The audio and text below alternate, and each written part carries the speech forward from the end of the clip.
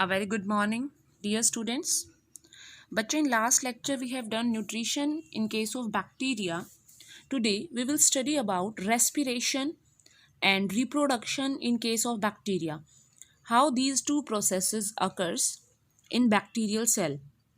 So first we'll do respiration. Respiration बच्चों आपको पता है, in case of bacteria it can occurs by two methods, that is aerobic respiration and anaerobic respiration. Aerobic respiration, you all know, it occurs in the presence of oxygen. Anaerobic means without oxygen. ठीक है, जो oxygen की presence में होगा वो क्या कहलाता है बच्चों? Aerobic respiration. In case of anaerobic, that is without presence of oxygen. तो बच्चों, जो बैक्टीरिया है वो दोनों ही प्रोसेस से अपनी रेस्पिरेशन प्रोसेस कंप्लीट करता है. इन केस ऑफ एरोबिक बैक्टीरिया जो है उसको हम फर्दर डिवाइड कर सकते हैं टू फर्दर प्रोसेस में, that is obligate and facultative. What is obligate? जैसा कि मैंने आपको पहले भी बताया है, ऑब्लिगेट का मतलब होता है बच्चों compulsory. That means in obligate aerobic respiration there should be always presence of oxygen. हमेशा ऑक्सीजन प्रेजेंट होगी तो ही बैक्टीरिया रेस्पायर कर पाएगा, otherwise it is not able to respire. ठीक है, तो ऑब्लिगेट के केस में हमेशा ऐसे बैक्टीरिया जिनको हमेशा ऑक्सीजन चाहिए ही चाहिए अपनी नॉर्मल एक्टिविटीज़ कैरिड आउट करने के लिए, वो क्या कहलाते हैं? Obligate aerobic respiration. ठीक है, that means they are completely aerobic. अगर ऑक्सीजन प्रेजेंट नहीं होगी तो वो रेस्पिरेशन प्रोसेस कैरिड आउट नहीं करेंगे. इसके कुछ एग्जाम्पल हैं जैसे एजोटोबैक्टर, बेसिलस सबटिलस. ठीक है, नेक्स्ट आता है फैकल्टेटिव. फैकल्टेटिव का क्या मतलब है बच्चों? ईदर अगर ऑक्सीजन प्रेजेंट है then they will behave as aerobic respiration. अगर ऑक्सीजन नहीं है तो भी ये रेस्पिरेशन प्रोसेस कैरिड आउट करेंगे. That means in facultative aerobic respiration हमें ऑक्सीजन की रिक्वायरमेंट नहीं है. ठीक है, फैकल्टेटिव में हमें ऑक्सीजन की रिक्वायरमेंट नहीं है. अगर ऑक्सीजन प्रेजेंट है तो भी ठीक है, अगर ऑक्सीजन एब्सेंट है तो भी ये रेस्पिरेशन प्रोसेस कैरिड आउट करते हैं. ठीक है, इनके कुछ एग्जाम्पल्स हैं. फॉर एग्जाम्पल एसिटोबैक्टर एसिटाई जो एसिटिक एसिड बनाता है, क्लोस्ट्रीडियम टेटनी जो टेटनस कॉज करता है. ठीक है, तो ये कुछ एग्जाम्पल्स हैं बच्चों किसके? बैक्टीरिया के. तो एरोबिक को हम दो कैटेगरीज में डिवाइड कर सकते हैं, one is your obligate, another is facultative. ठीक है, ऑब्लिगेट में क्या आ जाएगा मैंने बताया अभी. दैट मीन्स ऑब्लिगेट वर्ड कहीं भी आ जाए बच्चों, उसका मतलब होता है कंपल्शन, कि भाई ऑब्लिगेट एरोबिक होगा तो उसमें ऑक्सीजन चाहिए ही चाहिए. फैकल्टेटिव जो होगा, अगर ऑक्सीजन प्रेजेंट है तो वो एरोबिक की तरह बिहेव कर रहा है, अगर ऑक्सीजन नहीं है तो भी वो सर्वाइव करेगा. ठीक है, नेक्स्ट आते हैं बच्चों एनाएरोबिक रेस्पिरेशन. एनाएरोबिक रेस्पिरेशन में क्या हो गया? जैसे हमने अभी एरोबिक में पढ़ा ऑब्लिगेट और फैकल्टेटिव, इसी तरह से एनाएरोबिक में भी दो कैटेगरीज प्रेजेंट है, ऑब्लिगेट और फैकल्टेटिव. ऑब्लिगेट का क्या मतलब है? They are completely anaerobic. That means they will only survive in the absence of oxygen. अगर ऑक्सीजन आ जाती है तो वो रेस्पिरेशन प्रोसेस नहीं करेंगे. That means they don't have the capacity of aerobic respiration. For example your Clostridium botulinum. ठीक है, ये बैक्टीरिया है जो क्या करता है? सिर्फ ऑक्सीजन की एब्सेंस में ही सर्वाइव कर रहा है. But in some cases some bacterias they can survive either in the absence और either in the presence of oxygen. अगर एनाएरोबिक कंडीशन है तो वो normally anaerobic respiration process carried out करेंगे, and if oxygen is present then they will start behaving as aerobic bacteria. ठीक है, इसका क्या एग्जाम्पल है? Acetobacter aceti. देखिए यहाँ आपको याद होगा हमने फैकल्टेटिव में हमने पढ़ा था एसिटोबैक्टर एसिटाई, क्योंकि ये दोनों की तरह बिहेव कर रहा था. तो यही एग्जाम्पल यहाँ भी आ जाएगा कि भाई नॉर्मली एनाएरोबिक होगा तो तो वो रेस्पिरेशन प्रोसेस स्टार्ट करेगा, अगर ऑक्सीजन प्रेजेंट है तो भी वो एरोबिक रेस्पिरेशन स्टार्ट कर रहा है. ठीक है, तो fermentation bacteria for example except Acetobacter aceti and E coli. जो एसिटोबैक्टर एसिटाई है और जो ई कोलाई है वो कैसे बिहेव करते हैं? फैकल्टेटिव एनाएरोबिक रेस्पिरेशन प्रोसेस की तरह. ठीक है, वो कौन सी प्रोसेस फॉलो करते हैं बच्चों? फैकल्टेटिव एनाएरोबिक. देखिए यहाँ क्या था फैकल्टेटिव एरोबिक में कि नॉर्मली तो वो एरोबिक की तरह बिहेव कर रहे हैं, लेकिन अगर ऑक्सीजन नहीं है तो भी वो सर्वाइव करेंगे. ठीक है, लेकिन यहाँ क्या है? फर्मेंटेशन बैक्टीरिया, अगर हम एसिटोबैक्टर एसिटाई को छोड़ दें और इकोलाई को छोड़ दें तो मोस्टली जो फर्मेंटेशन बैक्टीरिया होते हैं वो किस तरह बिहेव करते हैं, फैकल्टेटिव एनारोबिक बैक्टीरिया की तरह।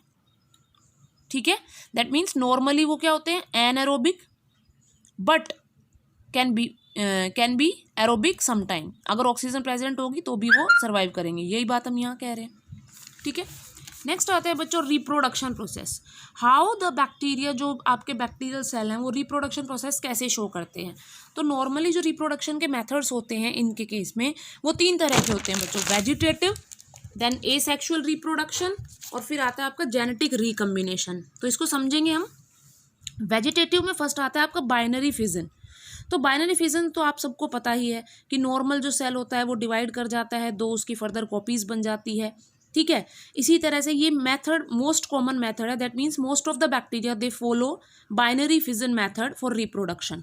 ठीक है, तो इसमें क्या होगा, सबसे पहले डीएनए जो है वो रेप्लिकेट कर जाता है। आपको याद होगा हमने बाइनरी फिजन में कुछ, जैसे अमीबा की अगर मैं बात करूँ तो आपको याद होगा, तो हमने पढ़ा था कि ये स्टेप बाय स्टेप होता है। First is your karyokinesis and another one was cytokinesis. पहले न्यूक्लियस डिवाइड करेगा, फिर साइटोप्लाज्म। तो ये जो मेथड हो गया ये क्या कहलाता है, हमारा बाइनरी फिजन।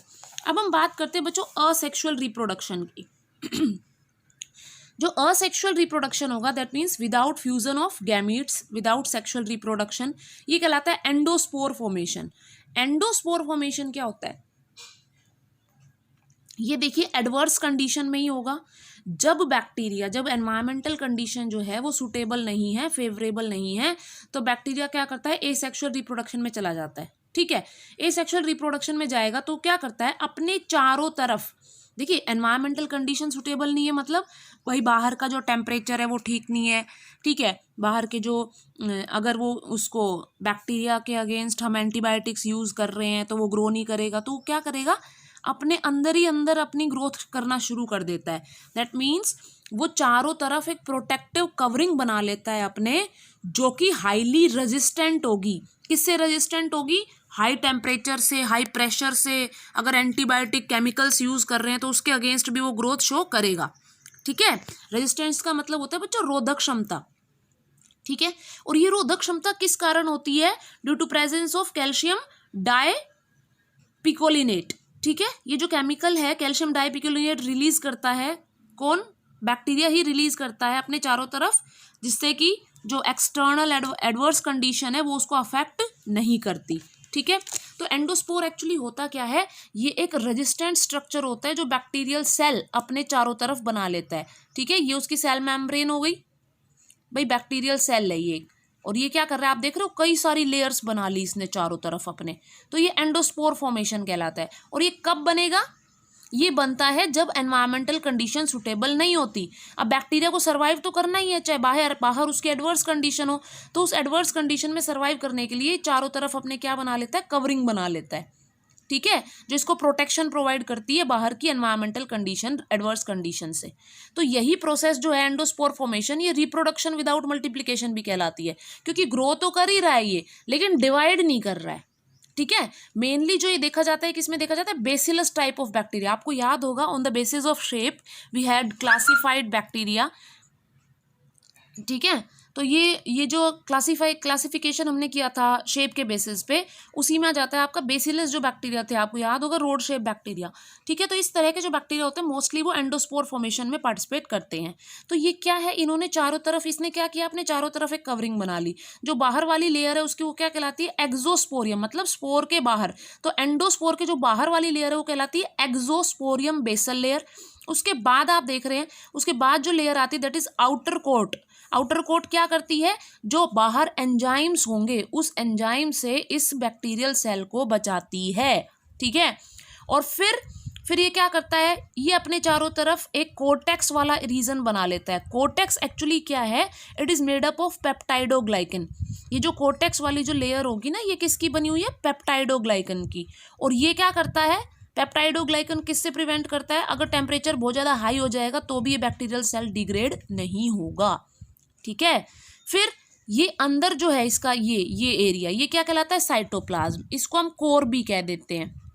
तो कोर के चारों तरफ या साइटोप्लाज्म के चारों तरफ जो वॉल हो गई वो क्या कहलाएगी, कोर वॉल। ठीक है। और बैक्टीरिया की सेल मेम्ब्रेन तो होती है इसकी खुद की, और अंदर क्या है इसके डीएनए प्रेजेंट है। समझ में आ गई बात। तो ये एक तरह का क्या बना लिया इसने, अपने आपने चारों तरफ एक प्रोटेक्टिव शीथ बना ली, एक सुरक्षा कवच बना लिया कि भाई चारों तरफ से अगर एडवर्स कंडीशन होगी तो ये इसको क्या करेगी, इसको डिग्रेड नहीं कर पाएगी, बैक्टीरियल सेल को खत्म नहीं कर पाएगी। ठीक है, तो ये तो हो गया बच्चों हमारा एंडोस्पर्म एसेक्सुअल रिप्रोडक्शन प्रोसेस। अब हम पढ़ेंगे जेनेटिक रिकम्बिनेशन के बारे में। ठीक है, देखिए जो जेनेटिक रिकम्बिनेशन प्रोसेस होती है, जेनेटिक रिकम्बिनेशन में क्या होता है कि जीन्स का रिकम्बिनेशन, दैट मीन्स अगर दो सेल हैं, दो बैक्टीरियल सेल हैं, वो आपस में क्या कर रहे हैं, अपना जेनेटिक मटेरियल एक्सचेंज कर रहे हैं, अपना डीएनए एक्सचेंज कर रहे हैं, और उस एक्सचेंज के बाद जो नया डीएनए बनेगा वो क्या कहलाएगा, रिकम्बिनेंट। ठीक है भाई, देखो कैसे, इंक्लूड 3 मेथड्स, इसमें 3 मेथड आते हैं, ट्रांसफॉर्मेशन, कॉन्जुगेशन और ट्रांसडक्शन। ट्रांसफॉर्मेशन क्या होता है, ट्रांसफॉर्मेशन होता है आपके बैक्टीरियल सेल में, और उसका एग्जाम्पल है स्ट्रेप्टोकोकस निमोनिया। स्ट्रेप्टोकोकस निमोनिया वो बैक्टीरिया बच्चों जो निमोनिया कोज करता है। ठीक है, निमोनिया पता है ना आपको, पहले कोल्ड कफ होता है और फिर अगर वो वही इन्फेक्शन अगर लंग्स में चला जाता है तो वो क्या कहलाता है, निमोनिया।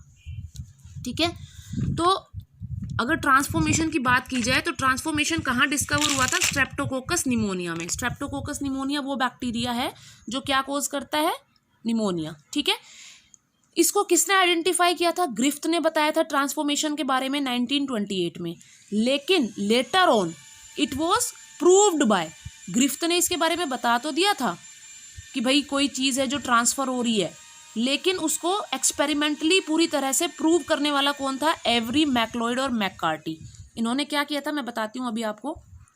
ट्रांसफॉर्मेशन एक्चुअली होता क्या है, अगर एक सिंगल सेल है, ठीक है, अगर मैं एक बैक्टीरियल सेल ले लिया और बाहर से कोई डीएनए इसमें एंटर कर रहा है, तो ये डीएनए जब इसमें एंटर कर जाएगा तो वो कहलाता है ट्रांसफॉर्मेशन। ठीक है, तो absorption of naked DNA, naked DNA मतलब इसके चारों तरफ कोई कवरिंग नहीं है, न्यूक्लियस प्रेजेंट नहीं है, ये नेक्ड है डीएनए। ये डीएनए जब बैक्टीरिया में एंटर कर जाता है तो वो क्या कहलाता है, ट्रांसफॉर्मेशन प्रोसेस। ठीक है, दैट मीन्स अब अगर ये मान लो किसी दूसरे बैक्टीरिया से आया है ये डीएनए, और ये किसी दूसरे बैक्टीरिया में, मान लो ये 1 बैक्टीरिया था, ये 2nd था, इसका डीएनए दूसरे बैक्टीरिया में एंटर कर रहा है, तो ये क्या कहलाएगा, ट्रांसफॉर्मेशन। ठीक है, दैट मीन्स इस प्रोसेस में ये वाला जो बैक्टीरिया था ये ट्रांसफॉर्म्ड हो गया, चेंज्ड हो गया। क्यों, क्योंकि इसका जेनेटिक मटेरियल इसमें ट्रांसफर हो गया। ठीक है, तो in this process 1 kind of bacteria is transformed into another kind. ठीक है, और ये जो मीडियम है, मेथड है जीन ट्रांसफर का, ये किसके थ्रू होता है, अकर्स थ्रू अ मीडिया। भाई बीच में कोई ना कोई, जैसे ये यहाँ से यहाँ ट्रांसफ़र हो रहा है तो ये खुद तो जाएगा नहीं, मूव तो करेगा नहीं, तो यहाँ क्या होता है, कल्चर मीडिया, हम इन दोनों को एक एपरेटस में ग्रो करा रहे हैं और यहाँ हमने कुछ मीडिया डाल दिया। दैट मीन्स मीडिया होता है जैसे हमने कोई ग्लूकोज दे दिया इनको, ठीक है, इनका फूड प्रोवाइड कर दिया ग्रो करने के लिए। तो जो ग्रिफ्थ ने एक्सपेरिमेंट किया था, उसने क्या किया था, उसने 2 स्ट्रेन्स ली थी, 2 वैरायटी ली थी, किसकी, इस बैक्टीरिया की, स्ट्रेप्टोकोकस निमोनिया की, S strain and R strain. S strain जो जनरली होती है बच्चों, कैसी होती है, virulent, that means it can cause pathogenicity. ये वायरुलेंसी कोज करती है, टॉक्सिसिटी कोज कर सकती है, ये किल कर सकती है उसको, किसी भी इंडिविजुअल को। अगर ये एस स्ट्रेन इन्फेक्ट करती है किसी ऑर्गेनिज्म को तो ये एस स्ट्रेन उसको किल कर सकती है। ठीक है, second, it is capsulated and smooth. ये क्यों किल कर सकती है, क्योंकि नॉर्मल जो बैक्टीरिया, अगर मैं आर स्ट्रेन की बात करूं तो ये नॉर्मल आर स्ट्रेन है। ठीक है, इसके चारों तरफ कोई कवरिंग नहीं है, लेकिन जो एस स्ट्रेन होता है बच्चों, उसके चारों तरफ एक कवरिंग प्रेजेंट होती है जो कि हार्ड होती है, टफ होती है। ठीक है, तो अगर ये बैक्टीरिया किसी भी इंडिविजुअल को इन्फेक्ट करेगा तो उस इंडिविजुअल के जो एंजाइम है वो इस लेयर को तोड़ नहीं पाते, बाहर वाली लेयर को। ठीक है, जिससे कि ये उसमें डिजीज कोज कर देता है। लेकिन आर स्ट्रेन में कोई ऐसी आउटर कवरिंग तो होती नहीं है, तो जब ये इन्फेक्ट करता है किसी इंडिविजुअल को तो वो इंडिविजुअल इसको क्या कर देता है, ख़त्म कर देता है। उसकी इम्यूनिटी जो है, उस इंडिविजुअल के जो एंजाइम्स हैं बॉडी में, वो क्या करते हैं, इस बैक्टीरिया को ख़त्म कर देते हैं। ठीक है, तो ये कैसा होता है, आर स्ट्रेन नॉन वायरुलेंट होता है, नॉन पैथोजेनिक होता है, नॉन कैप्सुलेटेड होता है। ठीक है, और एस स्ट्रेन कैसी है हमारी, वायरुलेंसी कोज करती है, कैप्सुलेटेड होती है, स्मूथ होती है। कैप्सुलेटेड मतलब चारों तरफ एक कवरिंग प्रेजेंट है। तो उसने क्या किया ग्रिफ्थ ने, जब उसने एस स्ट्रेन ली तो उसने एस स्ट्रेन से एक हेल्दी माइस बैक्टीरिया, उसने माइस पे एक्सपेरिमेंट किया था, तो इस बैक्टीरिया को इंजेक्ट कर दिया माइस की बॉडी में। अब ये माइस तो क्या कर दिया, जैसे ही इंजेक्ट किया तो ये माइस क्या हो गया, डेड हो गया, खत्म हो गया। ठीक है, क्यों, क्योंकि ये वायरुलेंसी शो करता है। मैंने बताया आपको, इस माइस का इम्यून सिस्टम इस बैक्टीरिया को खत्म नहीं कर पा रहा, तो ये बैक्टीरिया आराम से इन्फेक्शन कोज कर देगा इसकी बॉडी में, यही होगा ना। ये बैक्टीरिया जो है वो आराम से इन्फेक्शन कोज कर देगा। ठीक है, जब एस स्ट्रेन से इन्फेक्ट कराया हेल्दी माइस को, तो हेल्दी माइस की क्या हो गई, डेथ हो गई। लेकिन आर स्ट्रेन के चारों तरफ कोई कवरिंग नहीं होती। जब ये बैक्टीरिया हेल्दी माइस को इन्फेक्ट करेगा तो हेल्दी माइस का जो इम्यून सिस्टम इस बैक्टीरिया को किल कर देगा और ये इन्फेक्शन कोज नहीं कर पाएगा, तो माइस जो है वो इजीली सर्वाइव कर जाएगा। लेकिन जब इस एस बैक्टीरिया वाले सेल को, इस बैक्टीरिया को जब एक टेस्ट ट्यूब में ले लिया और यहाँ से क्या कर दिया, उसको हीट करा, तो इसमें जो एस बैक्टीरिया थे वो क्या हो गए, किल हो गए। हीट करने से बैक्टीरिया कैसे हो गए, किल्ड हो गए। अब इनको हेल्दी माइस में इंजेक्ट किया, जो एक अच्छा हेल्दी माइस था उसमें किल्ड एस बैक्टीरिया को जब इंजेक्ट किया, तो भाई ये तो किल हो चुके हैं, अपनी वायरुलेंसी कोज कर नहीं सकते, तो माइस क्या करेगा, सर्वाइव करेगा आराम से, इन्फेक्शन कोज नहीं कर पा रहे ना माइस में। ठीक है, लेकिन वहीं नेक्स्ट एक्सपेरिमेंट में उसने क्या किया कि जो हीट से किल किए थे बैक्टीरिया, एस बैक्टीरिया, उनको ले लिया, और जो लाइव लिविंग बैक्टीरिया थे ना, आर बैक्टीरिया, उनको साथ ले लिया। और अब इस मिक्सचर से, मान लो इस टेस्ट ट्यूब में इन दोनों को ले लिया, इन दोनों को इस टेस्ट ट्यूब में ले लिया, और अब इस मिक्सचर से किल कराया किसको, माइस को, माइस के अंदर डाल दिया ये मिक्सचर। तो उसने क्या देखा कि अब जो माइस है उनकी हो गई डेथ। भाई हिसाब से तो क्या होना चाहिए कि आर स्ट्रेन तो कोई वायरुलेंसी कोज करता नहीं, एस स्ट्रेन तो वैसे भी हीट किल्ड है, मरा हुआ है, तो हिसाब से तो माइस क्या है, सर्वाइव करने चाहिए। लेकिन माइस सर्वाइव नहीं कर रहे थे ना। फिर उसने पता लगाया, कंक्लूजन क्या निकाला उसने कि एस स्ट्रेन का जो डीएनए था जो कि वायरुलेंसी कोज करता था, उस डीएनए ने आर स्ट्रेन के लिविंग बैक्टीरिया को चेंज कर दिया, ट्रांसफॉर्म्ड कर दिया। सपोज करो कि ये एस स्ट्रेन वाले हैं, हीट है तो हीट किल्ड, लेकिन इनके पास डीएनए तो अभी भी है ना। ये डीएनए जो मान लो मीडियम में जिसमें ग्रो कर रहा था उसमें आ गया, ये किल्ड थे, तो इनका डीएनए क्या आ गया, बाहर आ गया। ये एस स्ट्रेन वाले हैं और ये आर स्ट्रेन है। ये डीएनए अब किस में चला जाएगा, इस आर स्ट्रेन में। और ये आर स्ट्रेन अब कैसा बन गया भाई, एस स्ट्रेन का डीएनए जब आर में चला जाएगा तो ये आर स्ट्रेन किस में कन्वर्ट हो गया, एस स्ट्रेन में। और ये थे लिविंग, तो अब ये वायरुलेंसी कोज कर सकता है ना। अब वायरुलेंसी कोज करने के कारण से अब ये माइस कैसा हो गया, डेथ। तो उसने ये कहा कि कोई ना कोई ऐसी चीज़ है जो ट्रांसफॉर्म कर देती है एक सेल को दूसरे सेल में, कोई ना कोई ऐसी चीज़ है जो ट्रांसफ़र हो रही है, कहाँ से, एक सेल से दूसरे सेल में। ठीक है, तो इसने क्या बताया कि जो इसने एक्सपेरिमेंट किया था उसके बेसिस पे इसने कंक्लूजन बताया कि जो एस थर्ड स्ट्रेन थी वो ट्रांसफॉर्म्ड हो गई, उसने ट्रांसफॉर्म कर दिया इस एस के डीएनए। जब ये डीएनए इसमें ट्रांसफर हो गया आर स्ट्रेन में, तो ये आर स्ट्रेन क्या हो गई, ट्रांसफर हो गई, ट्रांसफॉर्म्ड हो गई, चेंज हो गई, किस स्ट्रेन में, एस स्ट्रेन में। और एस स्ट्रेन में ट्रांसफॉर्म होने की वजह से इसने उस माइस को क्या कर दिया, किल कर दिया। ठीक है, लेकिन ग्रिफ्थ जो था वो एक्सपेरिमेंटली इस चीज़ को प्रूव नहीं कर पाया था कि वो क्या चीज़ ट्रांसफर हो रही है, किस में से, एस स्ट्रेन में से आर स्ट्रेन में। उस चीज़ को प्रूव किसने किया था, मैक्लोइड, एवरे एंड मैककार्टे। और इन्होंने बताया कि वो चीज़ जो एस स्ट्रेन से आर में ट्रांसफ़र हुई है वो क्या है, डीएनए, जेनेटिक मटेरियल हमारा। ठीक है, ये आप 12th में पढ़ेंगे, सारी प्रोसेस आपकी वापस 12th में आएगी। ठीक है, जब हम molecular basis of inheritance, principle of inheritance and variation पढ़ेंगे, चैप्टर 5 आपका 12th में, तभी पूरा ट्रांसफॉर्मेशन प्रोसेस उसमें आया हुआ है। और इन तीनों साइंटिस्ट ने उसको किस तरह से प्रूव किया था कि वो जेनेटिक मटेरियल जो ट्रांसफ़र हो रहा है वो डीएनए ही है, जिसकी वजह से ये आर स्ट्रेन किस में कन्वर्ट हो गए, एस स्ट्रेन में। और एस स्ट्रेन में कन्वर्ट होने की वजह से इन्होंने वायरुलेंसी कोज कर दी और माइस हो गए डेथ, माइस की हो गई डेथ। ठीक है, तो अभी इतना ही पढ़ेंगे बच्चों, ट्रांसफॉर्मेशन। ठीक है, मैं आपको नोट्स इनके अभी PDF फाइल भेज दूंगी, उसमें से आप पढ़ लीजिएगा। कुछ नहीं आता है समझ में पूछ लीजिएगा, अपना वर्क कंप्लीट कीजिएगा। थैंक यू बच्चों।